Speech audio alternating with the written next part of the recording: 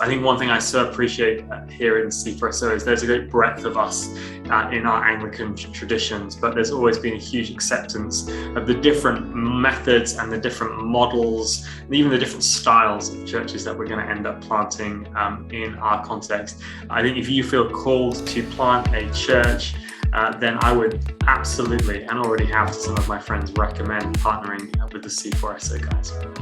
The combination of the missional heart of C4SO with the really deep roots in the Anglican tradition is a gift. With the idea that C4SO is so open to the new movement of God's Spirit, so we're able to see the fresh expression of the ancient tradition. And so those two things coming together is a really great opportunity. I don't think I would have imagined church planting outside of either of those contexts.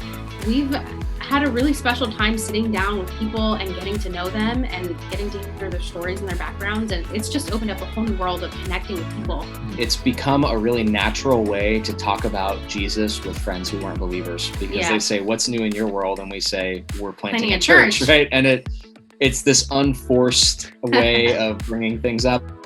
Someone said to us, you're going to go into it thinking that you're planting an apple tree and it's going to turn out to be a lemon tree. And that's okay. That's the Holy Spirit moving and shaping it into what he wants it to be. And I think that C4SO emulates that really well, that it's churches for the sake of others, not for our sake. And it's God doing his thing for the sake of others. C4SO really is and they says on the website, and it's true, they want to see where is the Spirit of God already at work, and how can we be faithful to that from the mission field backwards. And that's been true from the very beginning, and really empowering as a church planter. Your goal in church planting isn't to build a mega church.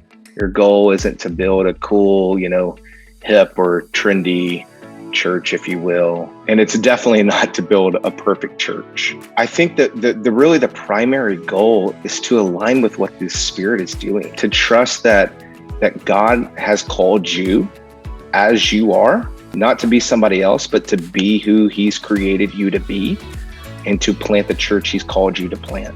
In that there's such an incredible work that can be done. Hey, my name is Brad Swope, and I have the privilege of directing church planting for our diocese at C4SO. If you're thinking about whether God's calling you to plant a church, I'd love to resource you in my position as director of church planting. You can email me and schedule a time for us to talk and connect a little bit and try to discern together what God's doing in your life, in you and through you.